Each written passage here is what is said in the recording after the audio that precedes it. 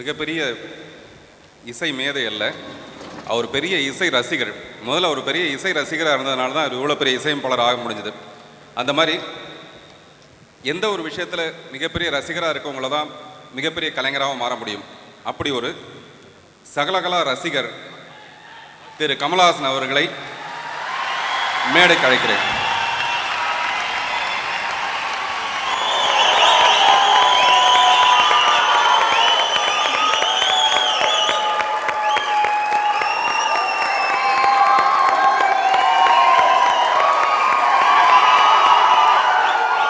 வணக்கம். எங்களுக்குள்ள நிறையா டிஸ்கஷன் நடக்கும், சிலதெல்லாம் வெளியே சொல்லிக்க முடியாது. இதுவும் அந்த மாதிரி ஒரு டிஸ்கஷன், ஆனால் இது வெளியே சொல்லலாம். ஒரு பாட்டு பாடுறீங்களா அப்படின்னு கேட்டார். அதுக்கு தைரியம் இல்லைங்க. நல்ல பாடகர்கள்லாம் இருக்காங்க, நல்ல ரசிகர்கள் இருக்காங்க. ரிஹர்சல்னு ஒன்று எல்லாத்துக்குமே தேவை, அதை நான் செஞ்சுக்கிறல. இங்கே நான் வந்தது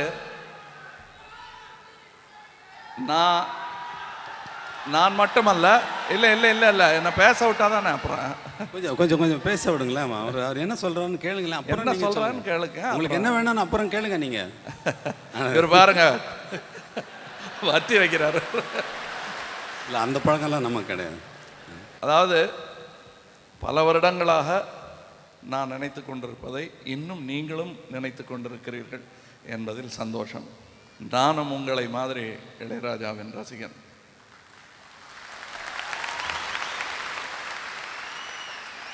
உங்களில் பலருக்கு கிடைக்காத ஒரு அரிய வாய்ப்பு எனக்கு கிடைத்திருக்கிறது என்றால், கிட்ட இருந்து இந்த கம்போசிங் எல்லாம் உருவாவதை, நிகழ்வதை பார்த்திருக்கிறேன். சில நேரங்களில் சின்ன பங்கும் இருந்திருக்கிறது, பாலம் கட்டும் போது மணல் கொடுத்த மாதிரி.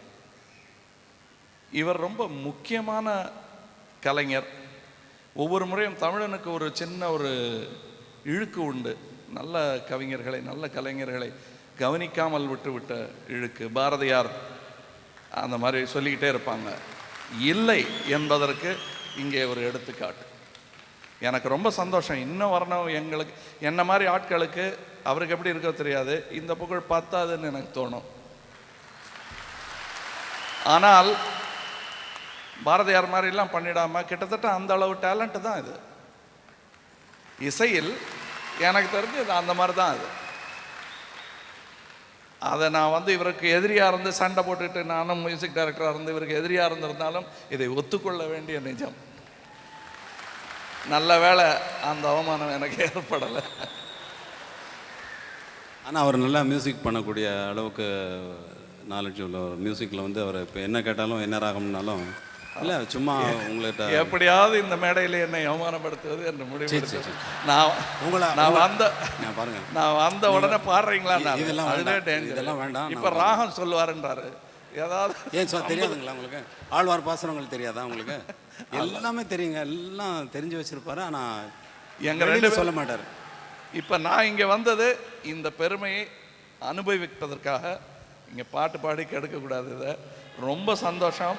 இன்னும் கொஞ்சம்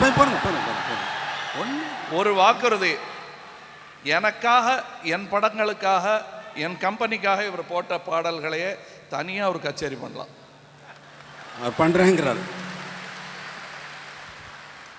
அந்த மேடைக்கு வரேன் நான். ரிஹர்சல்லாம் ஒழுங்காக பண்ணிட்டு. வணக்கம், நன்றி. குடிகாரே குடிகாரே, உங்களை தாங்க சொல்கிறேன். என்ன திடீர்னு பாடாததுக்காக இப்படி வச்சுக்கிட்டீங்களா? இல்லை, குடிகாரே என்னையா? உங்களை தாங்க.